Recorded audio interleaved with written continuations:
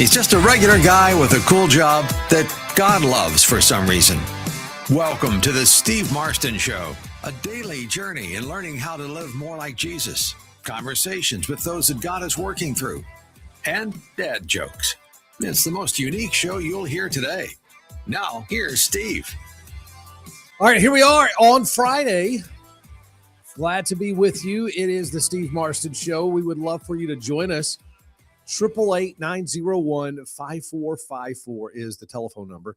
888-901-5454. You can connect with us by shooting me an email, steve@salemmedia.com. Of course, we're heard on a couple of amazing radio stations, AM 630 The Word, deep in the heart of Texas in San Antonio, where tonight the San Antonio Spurs will underline that doubly defeat the New York Knicks in game 2 of the NBA Finals. And also on an amazing radio station in Little Rock, Faith Talk 99.5. And it's a fun Friday, so we're going to have a lot of fun clips, and we're going to just do some things that are just a little more lighthearted every Friday. But I just wanted to start the show by telling you a little bit behind the curtain, a little inside baseball, if you will. I love to start the show with something that's going to be impactful. I try to figure out things that's either going on in the world or maybe more importantly in either my life or those in my little sphere that are experiencing something, whether it would be struggles in walking with Christ or just the everyday temptations. To be able to bring those to you to kick off the show is always what I try to do. And I'll just be honest with you. Today, I was stuck. And I mean stuck. I didn't know what to talk about at all to start the show. I've got segments 2 through 5 planned out, ready to roll. But what am I going to start the show with? Even as I sat down in the chair today, prior to the red light coming on, I didn't know really what I wanted to talk about. I had a couple of things. So I thought I'll look through, and I whispered a prayer. I was like, Lord, please help me find something that's worth talking about in this first segment. And so I thought I'll check social media one more time before I hit air.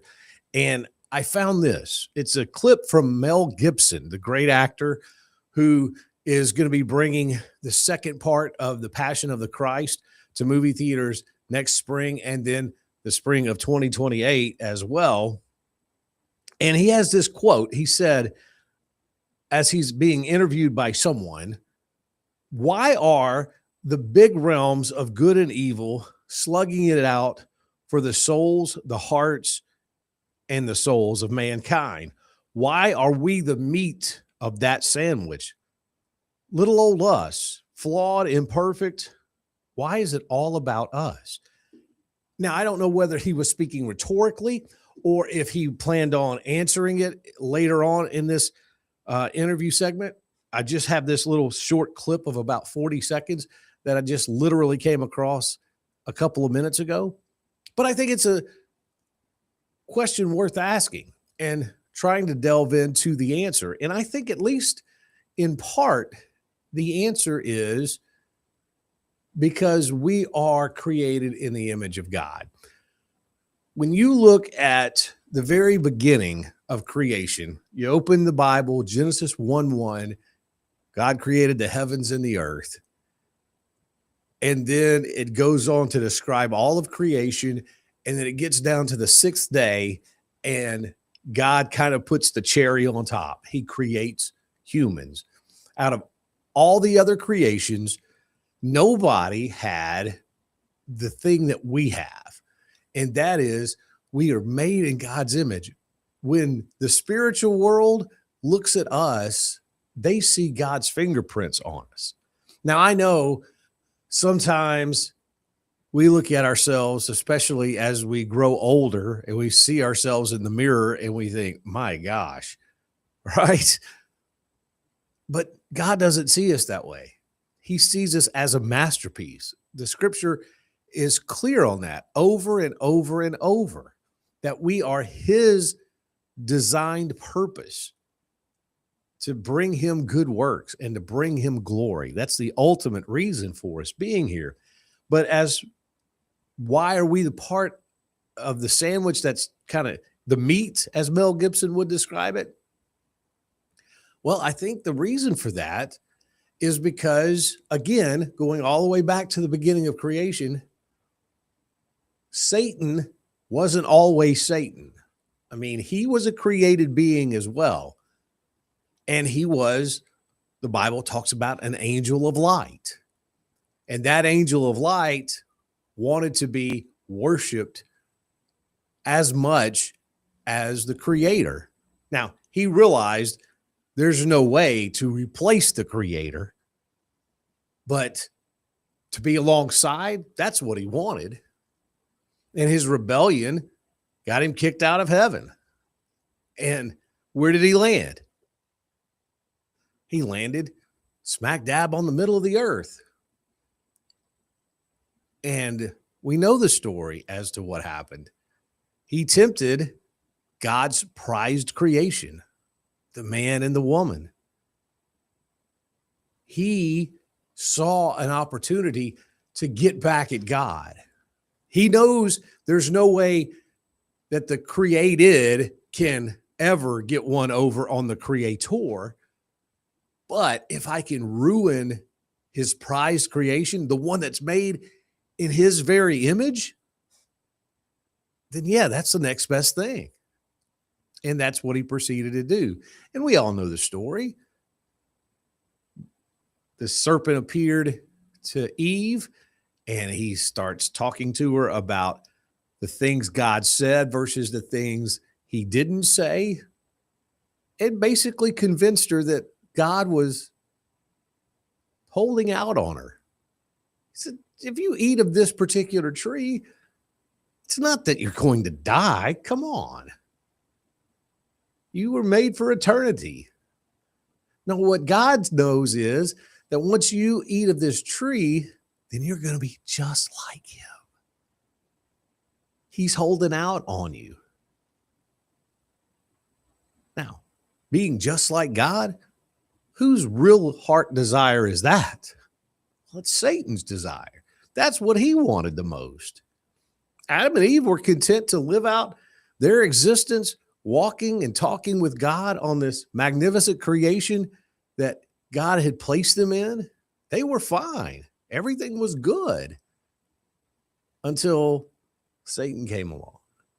And that's been the ultimate struggle ever since. Satan hates us because we are thought of in better terms than he is on God's chart. On God's list, we occupy the first position, and we always have. Therefore, Satan has always hated us and has always done everything he could to make that divide between us and God as big as possible. That's why, out of all creation, out of everything that was ever made by our amazingly creative Heavenly Father, we are it. We are the prime number one apple of his eye. So whenever you start to feel that temptation, whenever you start to feel that pull of being cast away from God, drifting away, just know that it's all because Satan is jealous and he hates us. And he's trying to do everything he can to stop us from being where we're at. And that is in God's first position. Just think about that. More coming up. The Steve Marston Show on a Friday rolls on after this.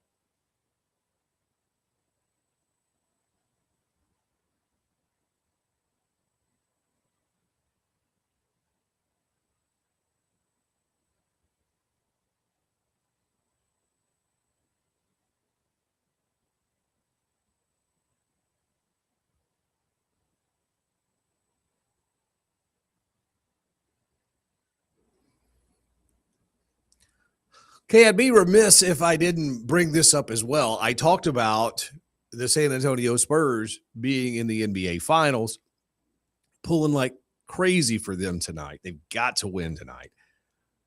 But also happening in just about an hour's time is the Little Rock Trojans. They have made it to the Super Regionals.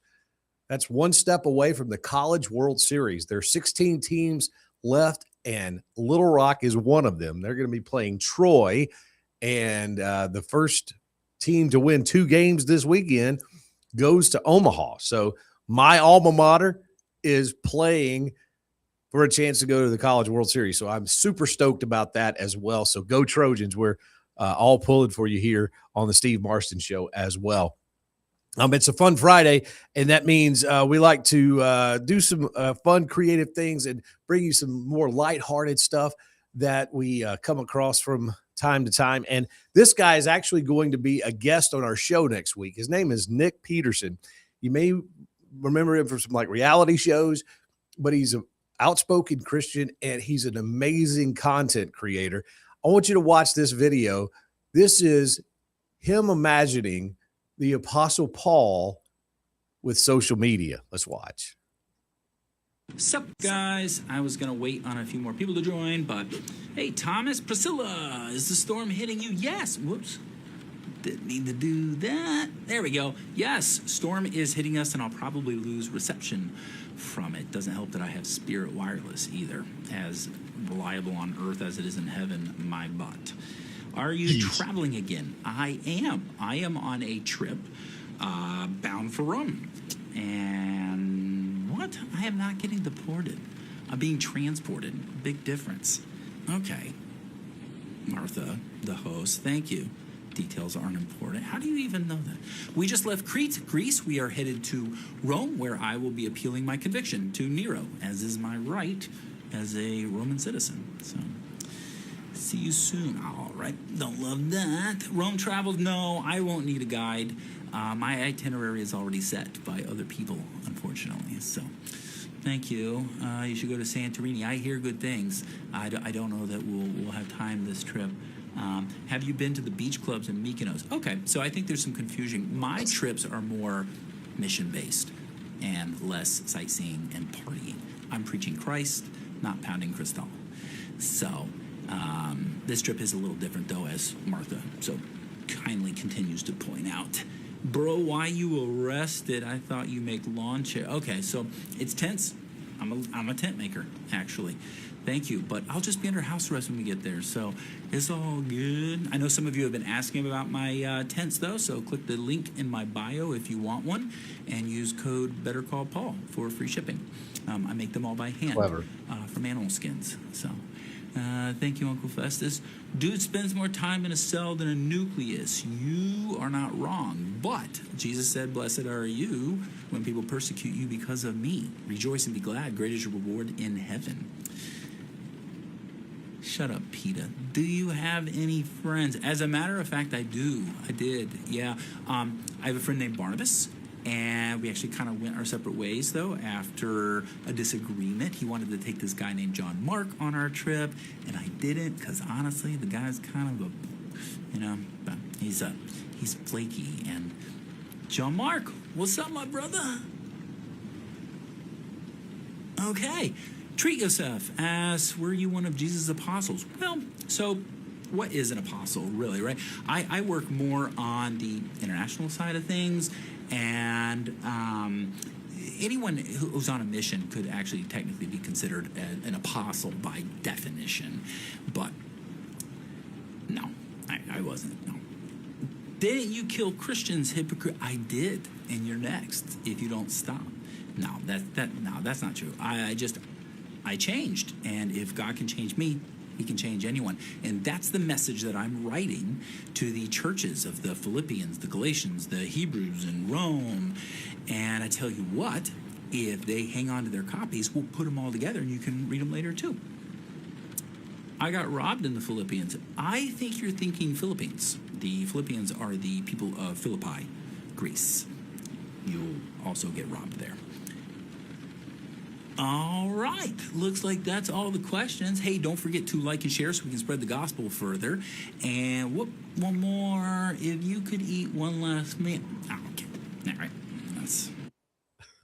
That's Nick Peterson with his content called If the Apostle Paul Had Social Media. I just love these videos that he's been putting out. And you may have known Nick. He's done some commercials and been in some reality stuff, but he's, again, a very outspoken Christian, and he's going to join us on the program coming up next week. We're looking forward to talking with him because these videos are amazing, and he does an incredible job with him, and he incorporates his faith into it. And you can check him out on Instagram.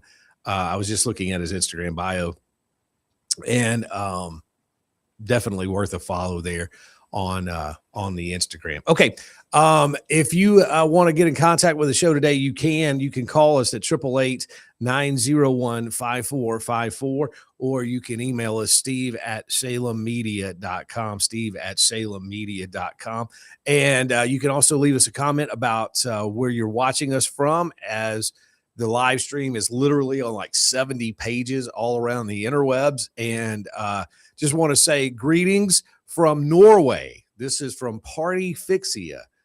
Thank you for watching. He's watching on YouTube. So just wanted to bless your day. Well, you absolutely have. Thank you for checking in all the way from Norway, which, by the way, I had some friends of mine actually travel to Norway not terribly long ago. And, you know, when you always talk about bucket lists of where you want to travel and the places you want to go, I never one time thought of Norway. And my friends went there and they sent back pictures, of course, on social media and whatever. And I'm telling you, it looked like they were standing in front of paintings. These scenes behind them were just immaculately gorgeous, just some of the most beautiful lakes and rivers and mountains you'd ever see. And who would have ever thought it would have been in Norway? But low key, check out Norway. That's amazing. Let's see who else is watching. Eric is watching. Thank you. Who else is Dexora? I'm not sure what that handle means, but thank you for watching as well. When we come back, we have got Adam Holtz. He is our movie and entertainment guru from Plugged In, a ministry of focus on the family. We'll be talking about all the new things that are in theaters as well as some streaming shows too. So stay with us. The Steve Marston Show on Friday continues after this.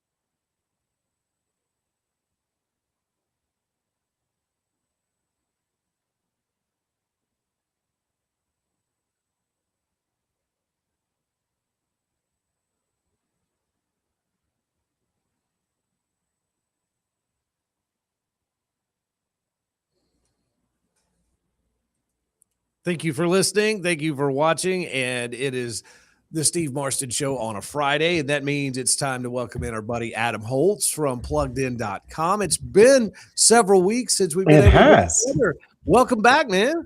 It's good to be back. Thanks for having me. I know it looks like I'm in like some sort of Matrix-like prison cell, but it's just my dining room. I need to get a picture hung up behind me, I think. Well, I'm glad you're here. That you do kind of look kind of all siphoned off and kind of in solitary a little bit. Yeah, but I'm glad the view is much better that way than this way. So, well, I'm glad that I'm glad it's not as bad as it seems. So, there's a lot to talk about. We're ready to turn the corner from the kind of the doldrums of late spring as far as movies go, and now we're heading in towards summer blockbusters, and there's several different ones that are being released and will be released soon. So where do you want to start? Well, let's start with Masters of the Universe. That feels like as good a place to start as any. Those of us of a certain tender age of, I don't know, 50 plus ish, give or take, remember fondly, by the power of Grayskull, I have the power, right? I didn't shout it as loud as He-Man did. And that was a cartoon that was popular in the mid 1980s. We saw a movie starring Dolph Lundgren in 1997. So that was, it's been almost 30 years since the reboot. So how old do you feel right now?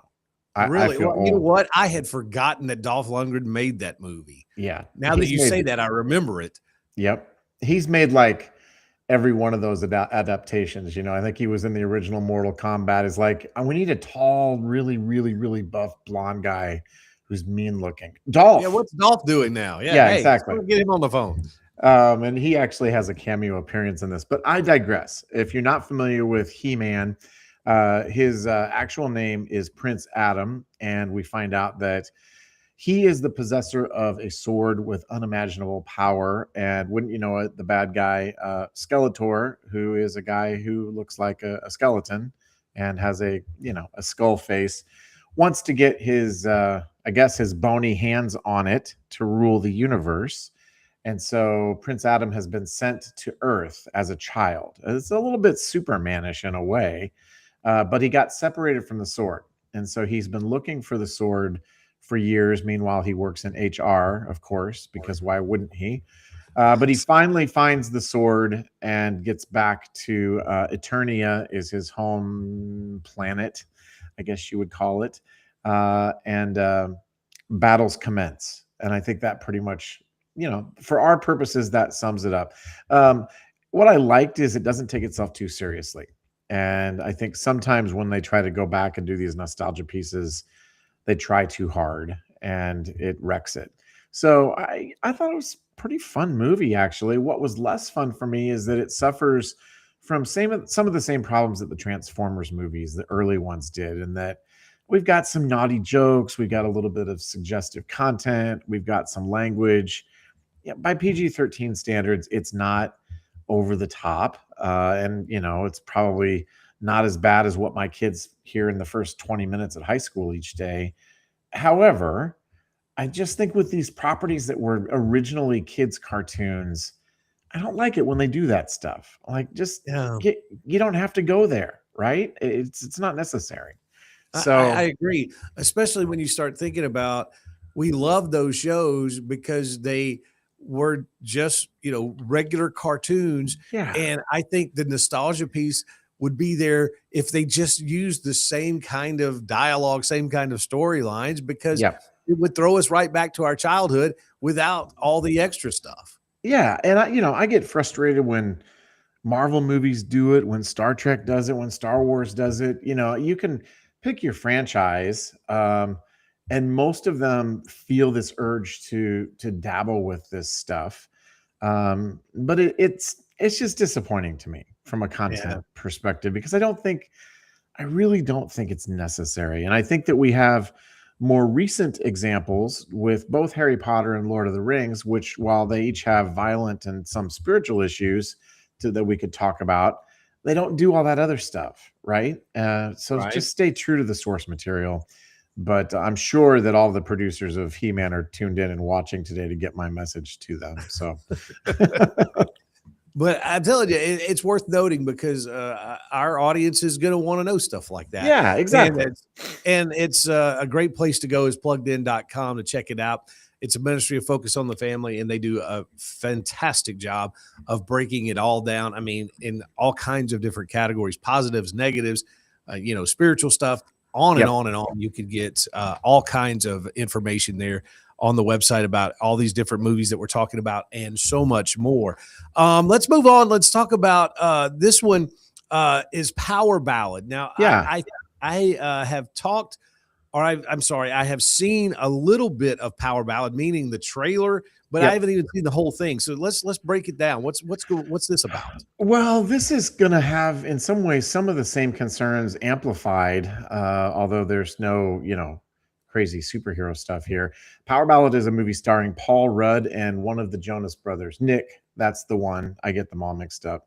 As most people do. Exactly. I mean, you've seen one Jonas, you've seen them all. And this is at least the third time today I've trashed the Jonas Brothers, which probably says more about me than it does about them. So I'll just reel that in.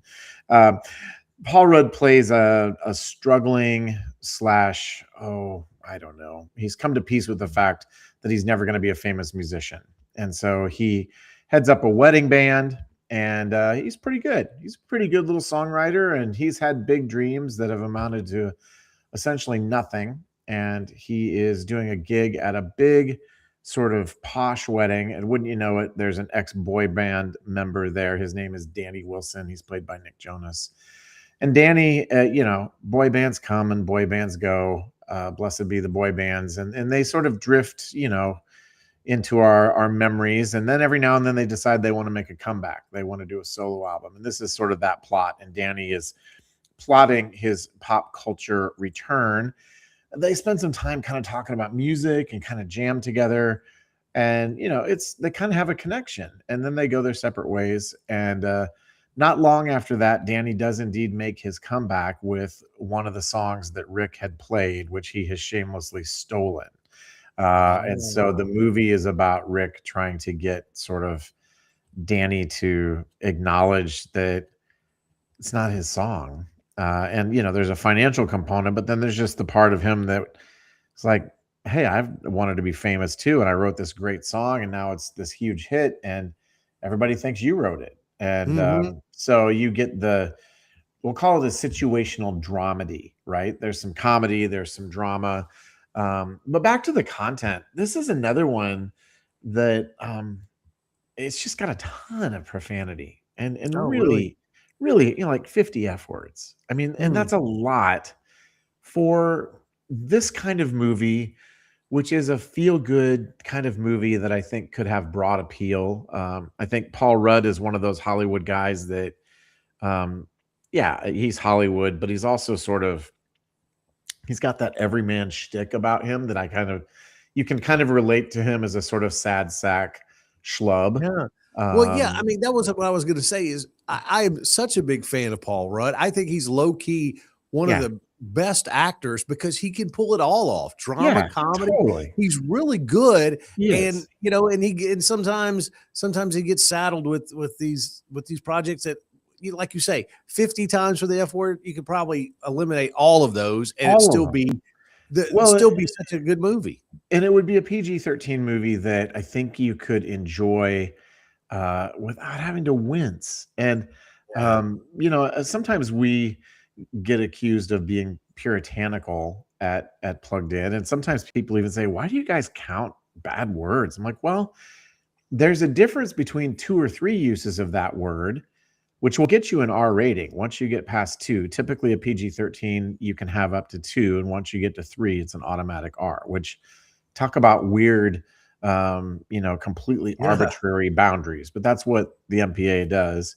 There's a difference between 2 and 50, right? And I don't know where the line is for you, but I just don't want to be assaulted by that in a movie, especially one that I think has a kind of sentimental, kind of sweet story that otherwise could have connected with a broad audience. So not a bad movie from a movie standpoint. And, interesting premise, but again, the content just, it's like, oh, I wish we didn't have to go there. And the thing is, with Hollywood, there's so much research that shows that PG and PG-13 movies make tons more money than R-rated movies. And with this Yeah. one, it feels like an unforced error. So anyway, I'm sounding like a broken, angry old man record at this point, but that's my thoughts on that one. Well, no, I really agree with you to really a certain extent, because it is such a thing where if it was just eliminated, it's so unnecessary, you wouldn't even miss it. That's the Yeah, whole point, you know. that you wouldn't And miss it. yeah, and the fact that Plugged In does count them and make sure that everybody has all of the information that they need before they go and purchase tickets and spend time, because you don't want to cringe. You don't want to be like that and No, you don't. I surprised, don't want to be embarrassed, and especially with a embarrassed, movie right? that feels like it's going to be kind of fun and kind of sweet, Yeah, and it exactly. kind of is, except for all of that, which isn't Yeah, sweet at all. So yeah. Adam Holz there is you our go. guest here on the Steve Marston Show from pluggedin.com. It's a ministry of focus on the family. The website is amazing. It is information overload in the best way possible. You can check it out. I mean it. If you don't have it bookmarked, you need to check back often, because it breaks down everything from movies to music to streaming to books to video games. It's all there, and you can help navigate your family through all these different entertainment waters that are popping up on us. Now we got time for a couple of more here. Let's Yeah, talk about Spider Noir. This was yeah. kind of the Spider-Man universe kind of come to a series, right? Yeah, so those who are super Spider-Man fans know that there's a thing called the Spider-Verse, which is sort of like Yes. this multiverse of different Spider-Man-ish characters in various forms and shapes. And one of them that's been fairly popular in the comics is Spider-Man Noir. I'm not sure why they have shortened it to Spider Noir here. And he is a different alternate universe version of Ben Reilly, who is a character that's in the normal series too. And this time around, he is played by Nicolas Cage, which, you had me at Nicolas Cage, right? Right. Even if it's a train wreck, he's fun to watch. And he's playing sort of a hard-bitten gumshoe detective who also happens to have Spider-Man powers that he uses if he absolutely has to. But it is a totally different vibe. I think it's fairly well constructed, but at the risk of sounding like a broken record, it is TVMA, and it has a fair bit of language and a lot of pretty intense violence. And so Really? this Hmm. is yet another entry this week. I guess that's our theme for this week. I should have had a bingo card out. Um, where I think the premise is really interesting. I love the idea of Nicolas Cage as sort of this aging, tired Spider-Man character, right? Sure. It's a cool premise. And I think Nicolas Cage kind of pulls it off. But you still have to, web sling your way around a lot of language and a lot of violence and some suggestive stuff. And so I don't know, maybe it's just where we're at as a culture that we're all just so numb to it that nobody in Hollywood knows the difference anymore. I mean, without Yeah. like just trying to throw the whole system under the bus, uh, there's just this idea that you have to have this adult content to somehow break through the noise. But again, it's a disappointment in that sense, Yeah. Well, that is disappointing, because that does sound like so much fun. even though it's actually a lot of fun. I'm not going to Yeah. lie. Yeah. Yeah. So now, before we wrap up, I want to talk about one I know is not family friendly. So this fits right into everything Yes, we've been we talking about today. bingo. But it's the Duttons. This is the Yeah. spinoff of Yellowstone. I know a lot of people have been Yep. waiting for this episode. I think the first episodes have already dropped on Yeah. streaming on Paramount Plus. Yep. But talk a little bit about the Duttons, and how bad is it? Well, if you've seen Yellowstone or Marshall's, the other, spinoff, you know what to expect here. It's TVMA. We get a lot of language, quite a bit of sensuality that stops short of being totally explicit, but definitely very suggestive. And the Duttons are a family that have moved from their ranch. Beth and Rip have moved from Montana to Texas. But I mean, I grew up in a farming family, and I don't remember us ever having fist fights and shooting at other landlords and that sort of thing. Like, Right. yeah, that never happened.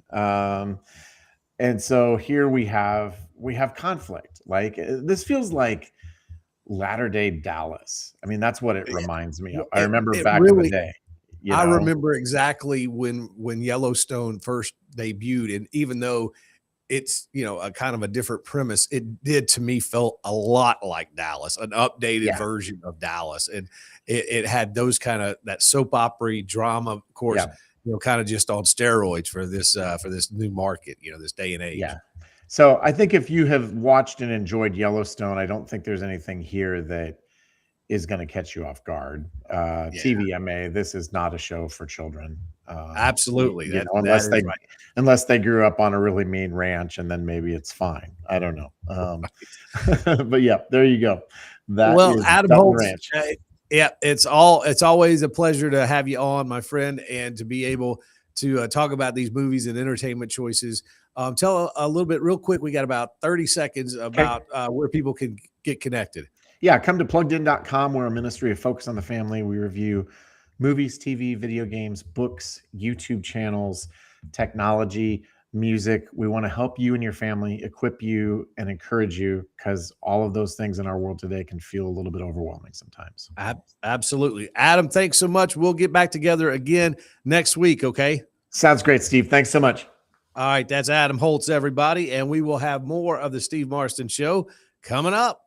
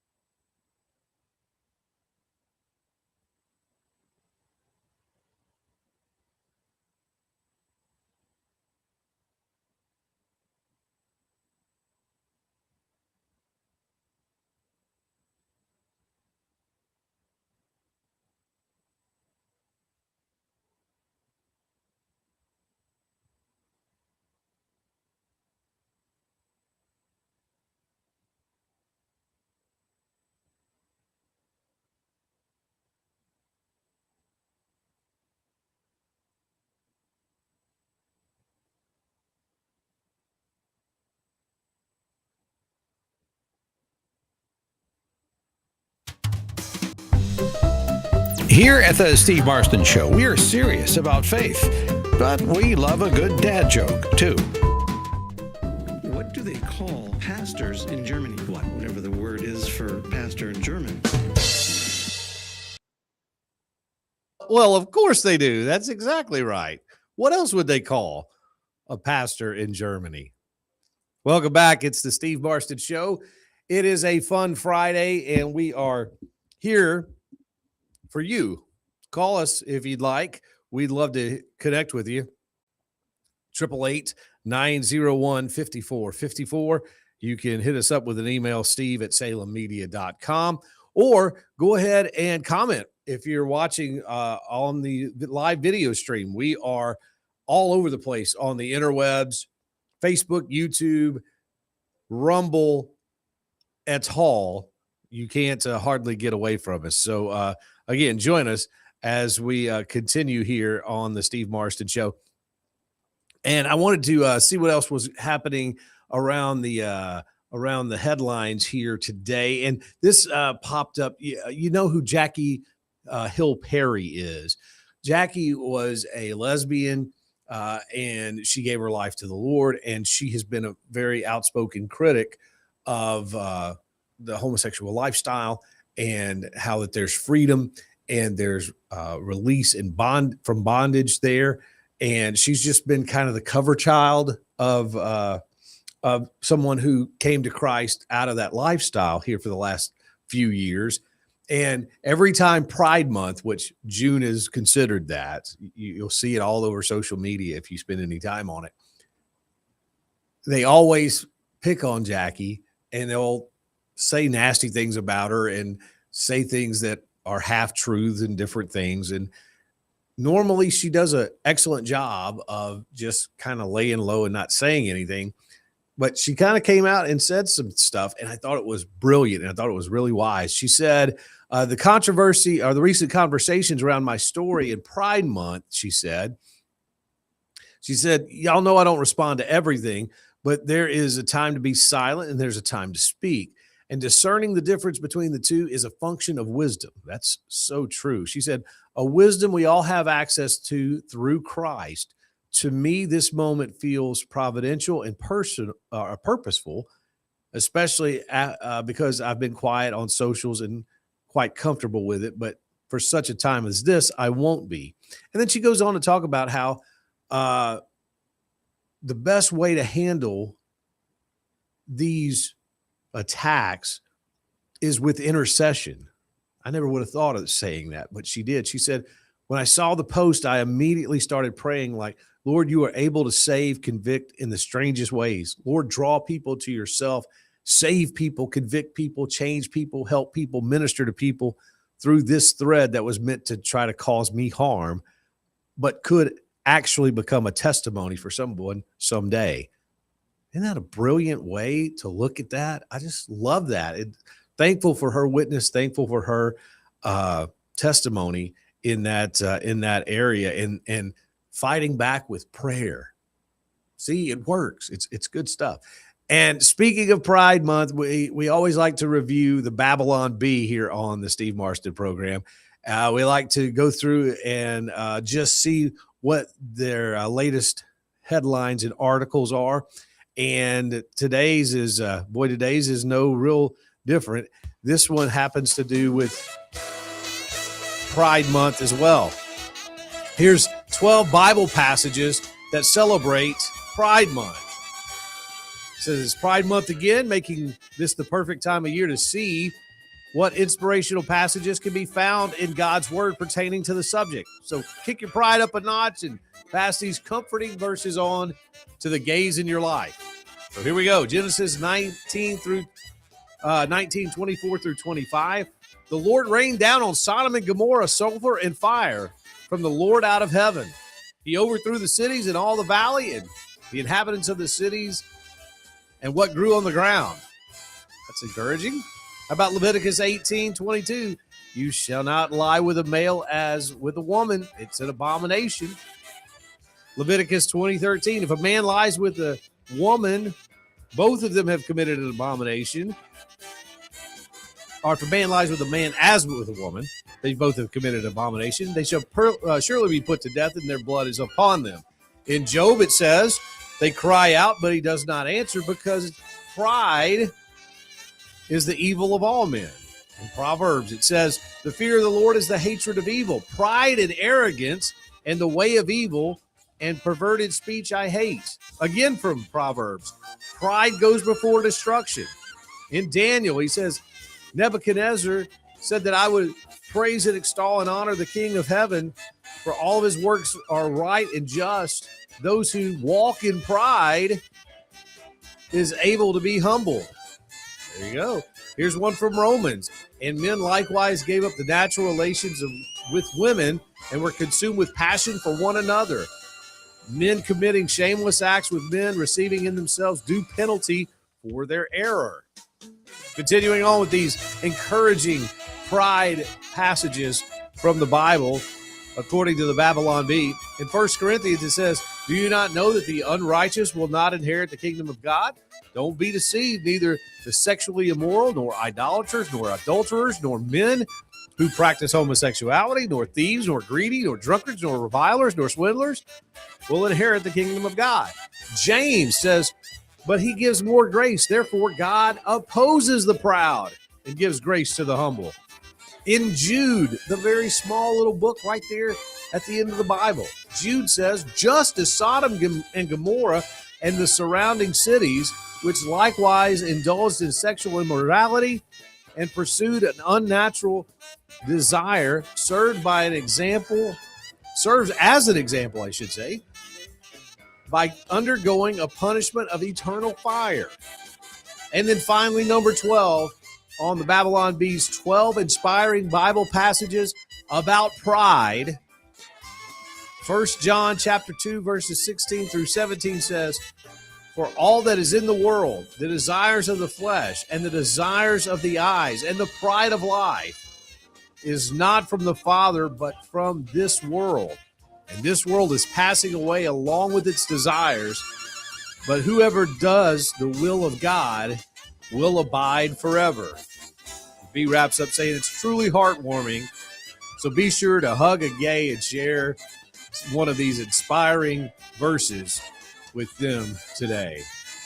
There you go. It's the Babylon Bees, 12 inspiring Bible passages for Pride Month here on the Steve Marston Show.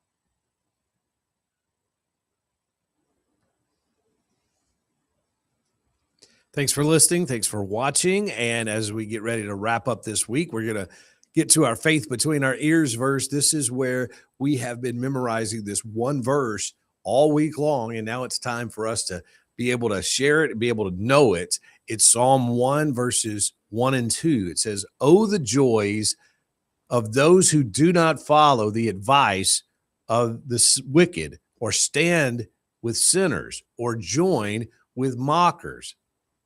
But they delight in the law of the Lord, which they meditate on day and night." That is our memory verse for this week. It's faith between your ears, so that it kind of counterbalances all the other voices that will be talking to you. We can't live by what we feel, but what God's word says, right? So that's why we need to memorize these verses. We'll have another verse to memorize starting Monday next week with Faith Between Your Ears here on the Steve Marston Show. And every day we like to finish up by sending you home with a smile on your face and a good feeling. And this video really sets that in a lot of ways, because we always talk about suffering and why does that happen? You know, the whole question of why does good things happen to bad people? I want you to listen to this video from an apologist named John Lennox. He is amazing. If you don't know his work, be sure and Google him for an amazing blessing. Here he is answering that particular question. Watch this. So how is creating a soul that you know is doomed an act of love? Well, it isn't. I don't go for that determinism. I remember hearing that when I was 18. Yes, the world is very splendid, but it also has in it insects whose whole life cycle is to burrow into the eyes of children and make them blind. They eat outwards from the eyes. Why?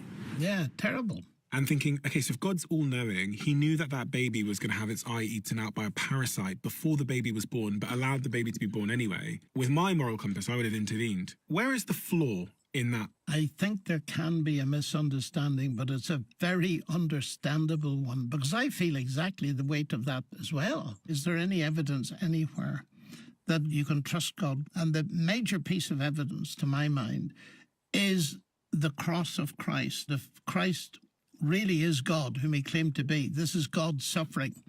And why is God suffering? Well, it certainly tells me that he hasn't remained distant from human suffering, but has himself become part of it. Once you remove God, that child, there's no hope for it. It's dead, gone, out, nothing. But suppose God can compensate that child. That changes everything for me. If there is another world and there is a loving God, then I suspect, I can't prove this to you, but when we one day see and enter that world and see what God has done with the kind of child you mentioned, we'll have no more questions. So you think he's compensated that child? Oh, yes.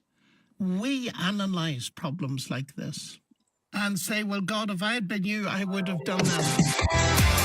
Such good stuff from John Lennox. Again, if you're not familiar with him, you need to get familiar with him. That wraps it up for not only today, but for the week as well. Thanks to Adam Holtz for joining us from PluggedIn.com. Be in church on Sunday. We'll be back Monday at 3 o'clock. Hope you will be too. Until then, go Spurs, go Trojans, and adios.